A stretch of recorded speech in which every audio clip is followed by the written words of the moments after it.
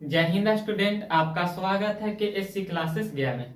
आज हम लोग पढ़ेंगे घनत्व के बारे में, उसके बाद पढ़ेंगे आपेक्षिक घनत्व के बारे में और उसके बाद पढ़ेंगे मित्त केंद्र के बारे में। वीडियो को अंत तक देखना। यदि क्लास पसंद आता है तो इस चैनल को सब्सक्राइब कर देना। अब जरा ध्यान से देखिएगा, हम लोग सबसे पहले पढ़ेंगे घनत्व के बारे में। इसे एकदम एग्जाम्पल से समझा देते हैं, समझ में आ जाएगा। जैसे ये घर है, ये घर में है क्षमता कि 10 व्यक्ति रह सकता है। कितना व्यक्ति रह सकता है? 10 व्यक्ति। लेकिन इसमें 50 व्यक्ति को एडजस्ट कर दिए, तो बताओ जगह था 10 आदमी के, लेकिन इसमें कितना व्यक्ति को एडजस्ट कर दिए? 50 आदमी को। तो बताओ जगह यह तो वही है, मतलब कम जगह में ज्यादा वस्तु को रख देना क्या कहलाएगा? घनत्व। क्लियर हुआ? अब यहाँ से ये बात जरूर याद रखना कि घनत्व बराबर होता है का? घनत्व बराबर होता है द्रव्यमान बटा आयतन। द्रव्यमान बटा आयतन। घनत्व बराबर का होता है? द्रव्यमान बटा आयतन। घनत्व समझ में आया? क्या बताएं? कम क्षेत्रफल में ज्यादा वस्तु को रख देना घनत्व कहलाता है। और घनत्व बराबर होता है द्रव्यमान बटा आयतन। अब जरा समझेगा द्रव्यमान किसको कहते हैं। जैसे ये मार्कर है, तो मार्कर जितना छोटा छोटा प्लास्टिक से मिलकर बना होगा वो क्या कहलाएगा? द्रव्यमान। क्लियर हुआ? आयतन समझेगा, जैसे एक बाल्टी पानी रखें, वो पानी जितना एरिया छेक ले वो सब का कहलाएगा? आयतन कहलाएगा। अब समझेगा, यदि सूत्र याद है तो इसका SI मात्रक भी आराम से निकाल देगा, क्योंकि सूत्र से ही क्या निकालता है? SI मात्रक। बताओ द्रव्यमान का SI मात्रा का हो गया? kg। और आयतन का SI मात्रा का हो गया? तो मीटर। इसी को कहेंगे किलोग्राम प्रति मीटर क्यूब। तो बताओ घनत्व का SI मात्रा का होगा? किलोग्राम प्रति मीटर क्यूब। या तो ऑप्शन में इस तरह से देगा, इसी को इस तरह से लिखेंगे। ऊपर में kg है तो kg की kg रहेगा। बताओ नीचे मीटर है, यदि मीटर को ऊपर ले जाएंगे तो उसका पावर प्लस में होगा, तो ऊपर जाएगा तो कौची में हो जाएगा? माइनस में। तो बताओ ये बाटा को हटाएंगे, मीटर को ऊपर ले जाएंगे तो मीटर पे मीटर रहेगा। अब पावर में कितना है? 3, ये प्लस में है, बाटा को ऊपर जाएगा तो कौची में हो जाएगा? माइनस में हो जाएगा। बातें समझ में आया? या तो ऑप्शन में ये रहेगा या तो ये रहेगा। इतना क्लियर हुआ कि नहीं? बताओ कम क्षेत्रफल में ज्यादा वस्तु को रख देंगे, उसी को क्या कहेंगे? घनत्व। घनत्व बराबर होता है द्रव्यमान बट्टा आयतन। और घनत्व का SI मात्रा किलोग्राम प्रति मीटर क्यूब होता है। अब हम लोग पढ़ेंगे आपेक्षिक घनत्व। आपेक्षिक घनत्व। आपेक्षिक घनत्व किसको कहते हैं? इसको जरा समझेगा कि आपेक्षिक घनत्व किसको कहते हैं। ध्यान से देखिएगा, आपेक्षिक घनत्व किसको कहते हैं। यहाँ देखिएगा, ई बना दिए बाबू एगो बर्तन, और ई बर्तन में रख दिए पानी। ई बर्तन में पूरा का है? पानी। ई बर्तन में पूरा का है? तो पानी। और इस पानी में एक वस्तु को डाल दिए। इस पानी में एक का डाल दिए? वस्तु डाल दिए। ये क्या हो गया? वस्तु। इसको वस्तु कहेंगे, या इसी को और किस नाम से जानते हैं? इसी को पिंड के नाम से जानते हैं। अब समझेगा कि आपेक्षिक घनत्व कहते हैं किसको। तो याद रखना, वस्तु के घनत्व, वस्तु ये, इसका भी तो कुछ ना कुछ घनत्व होगा। और पानी के घनत्व के अनुपात को क्या कहते हैं? आपेक्षिक घनत्व। क्लियर हुआ? क्या बताएं? वस्तु के घनत्व और पानी के घनत्व के अनुपात को क्या कहते हैं? आपेक्षिक घनत्व। अनुपात का मतलब होता है बट्टा। अनुपात का मतलब क्या होता है? बट्टा होता है। तो यहाँ से ये वाला बात है, क्लियर हुआ? क्या बताएं? आपेक्षिक घनत्व किसको कहेंगे? आपेक्षिक घनत्व कहेंगे वस्तु के घनत्व। तो वस्तु के घनत्व ऊपर लिखेंगे, वस्तु के घनत्व। और उसके बाद पानी के घनत्व, पानी के घनत्व के अनुपात को क्या कहते हैं? आपेक्षिक घनत्व। अनुपात का मतलब होता है बट्टा। यहाँ तक बातें क्लियर हुआ? बताओ आपेक्षिक घनत्व किसको कहेंगे? तो वस्तु के घनत्व के अनुपात, वस्तु के घनत्व और पानी के घनत्व के अनुपात को क्या कहते हैं? आपेक्षिक घनत्व। ये फिगर से समझो ना, इसमें पानी है, इसमें कोई वस्तु तैर रहा है, तो ये वस्तु के घनत्व और पानी के घनत्व के अनुपात को क्या कहेंगे? आपेक्षिक घनत्व। अब यहाँ से कुछ पॉइंट याद रखना। सबसे पहले ये याद रखना कि आपेक्षिक घनत्व का कोई मात्रक नहीं होता है, इसका एसआई मात्रक होता है तो एसआई मात्रक नहीं होता है। आपेक्षिक घनत्व का एसआई मात्रक होता है तो इसका एसआई मात्रक नहीं होता है।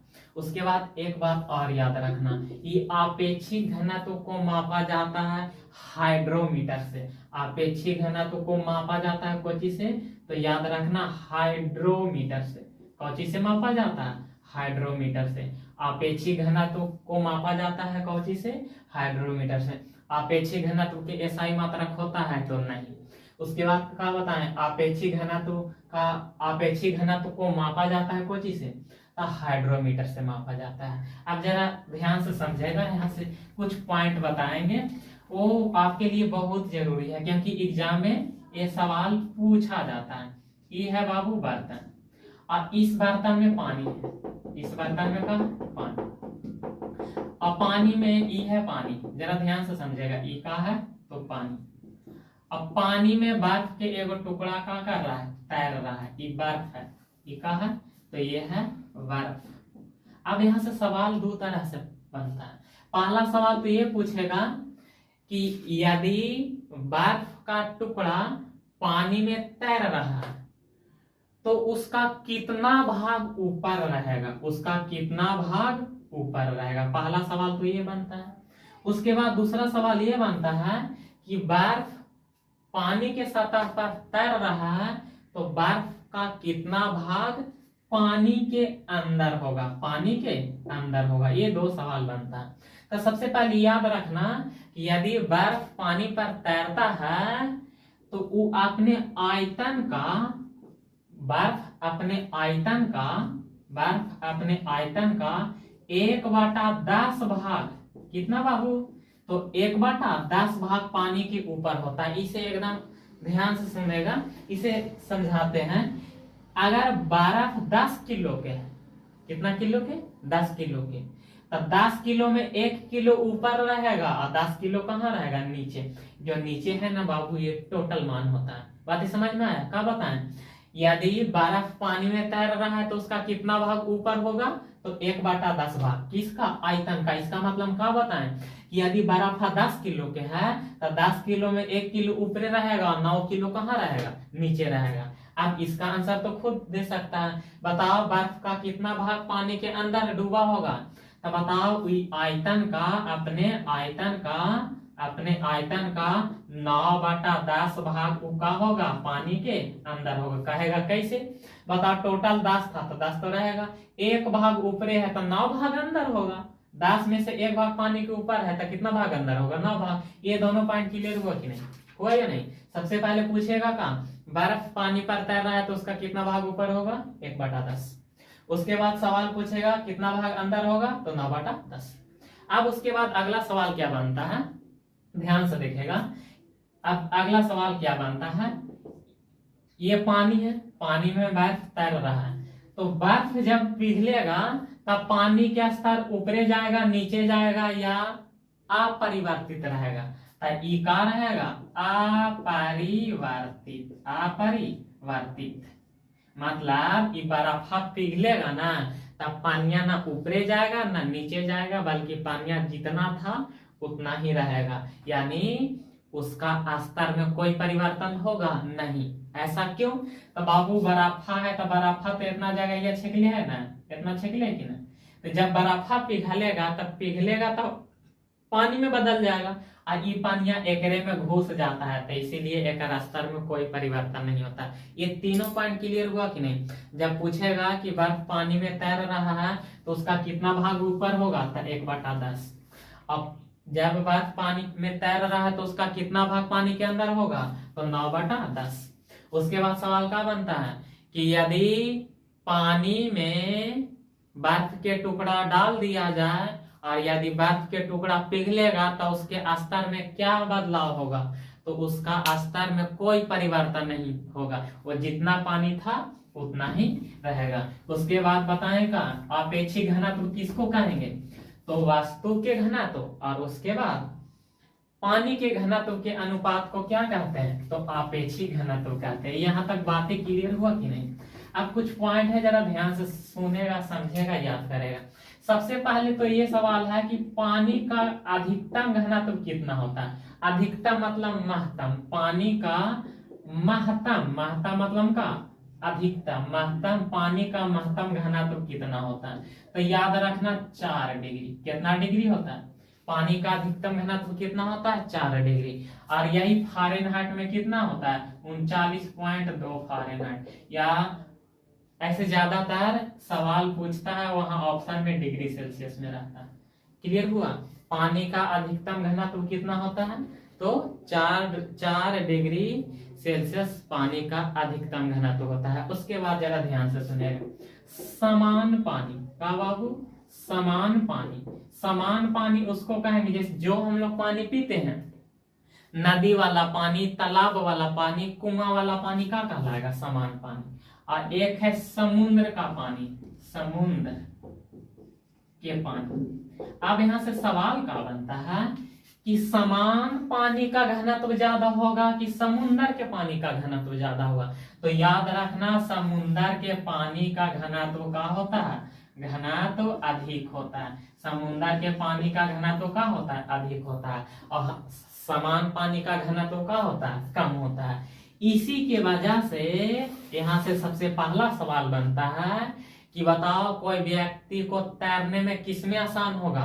तो याद रखना, समुद्र के पानी में। कहा? तो समुद्र के पानी में तैरना का होगा? आसान होगा।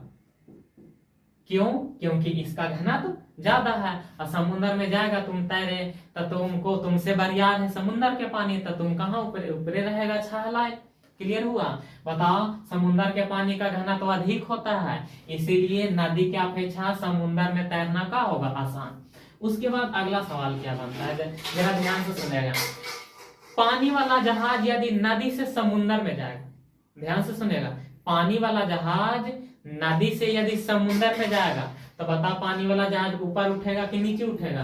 तो याद रखना, पानी वाला जहाज कहाँ की ओर उठेगा? तो ऊपर की ओर उठेगा। दोनों बातें क्लियर हुआ? क्या बताएं? सबसे पहले बताएं कि पानी, समान पानी और समुद्र के पानी, तो समुद्र के पानी का घनत्व अधिक होता है, इसी के वजह से नदी की अपेक्षा समुद्र में तैरना आसान होता है। उसके बाद पानी वाला जहाज नदी से समुद्र में जाएगा तो वो जहाज ऊपर उठेगा। क्लियर हुआ? उसके बाद अगला पॉइंट याद रखना, अगला पॉइंट यही याद रखना, यहाँ जरा ध्यान से देखेगा कि ये है पानी, और ये पानी में नमक घोलल है। का घोलल है? नमक, नमक के घोल है, नमक के घोल है। और ये घोल में डाल दिए अंडा, इस घोल में क्या डाल दिए? अंडा। ये का है? अंडा। अब यहाँ से सवाल यही बनता है क्या कि नमक के घोल में अंडा तैरता है क्यों? तो जो तैरेगा उसका घनत्व कम होगा, यानी अंडा का घनत्व का होगा? इसका घनत्व कम होगा। तीर के साइन नीचे है, मतलब इसका घनत्व कम है। उसके बाद इसका घनत्व का होगा? ज्यादा होगा। जो तैरेगा ओकर घनत्व कम होगा और जेकरा में तैरेगा ओकर घनत्व ज्यादा होगा। क्लियर हुआ? का सवाल पूछेगा कि नमक के घोल में अंडा तैरता है क्यों? तैरने का कारण है कि अंडा का घनत्व कम होता है और नमक के घनत्व ज्यादा होता है, इसीलिए वो अंडा नमक के घोल में क्या होता है? तो तैरते रहता है। ये बातें क्लियर हुआ कि नहीं? बताओ, पानी का घनत्व अधिकतम कितना होता है? तो 4 डिग्री, अब फारेनहाइट में 39.2। उसके बाद समान पानी और समुद्र के पानी में केकर घनत्व ज्यादा होता है? तो समुद्र के पानी का घनत्व ज्यादा होता है, इसीलिए नदी के अपेक्षा समुद्र में तैरना का होता है? आसान होता है। उसके बाद पानी वाला जहाज यदि नदी से समुद्र में जाएगा तो उसका स्तर का हो जाएगा? उठ जाएगा। क्लियर हुआ यहाँ तक? उसके बाद सवाल क्या है कि यदि नमक के घोल में अंडा को डाल देते हैं तो अंडा तैरते रहता है क्यों? तो याद रखना, अंडा तैरता है इसीलिए क्योंकि अंडा का घनत्व कम होता है और नमक के घोल का घनत्व अधिक होता है। उसके बाद अगला पॉइंट बनता है, क्या यह है दूध। अब दूध की शुद्धता मापा जाता है कौची से? शुद्धता, दूध के शुद्धता कौची से मापते हैं? तो याद रखना, दूध के शुद्धता मापते हैं दुगंध मापी से। कौची से मापते हैं? दुगंध मापी से। लेकिन ये तो आसान से याद रहेगा, दूध की शुद्धता दुगंध मापी से। लेकिन एग्जामिनर बहुत चालाक होता है, दुगंध मापी ना देता है, बल्कि इसी को इंग्लिशिया में कहते हैं का, तो लैक्टोमीटर। लैक्टोमीटर क्लियर हुआ? दूध के शुद्धता को कौची से मापते हैं? तो दूध के शुद्धता को दुगंध